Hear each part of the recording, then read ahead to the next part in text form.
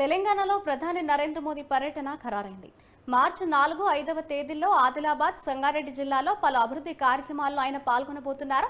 4న ఆదిలాబాద్ జిల్లాలో పలు అభివృద్ధి పనులకు శంకుస్థాపన చేయనున్నారు ప్రధాని. ఇక అనంతరం బహిరంగ సభలో పాల్గొంటారాయన. అదే రోజు రాత్రి హైదరాబాద్ చేరుకుని రాజ్భవన్లో బస చేయబోతున్నారు.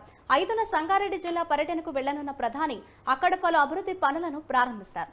మరోవైపు మార్చి 4న తెలంగాణలో జరగాల్సిన కేంద్ర హోంమంత్రి అమిత్ షా పర్యటన రద్దయింది.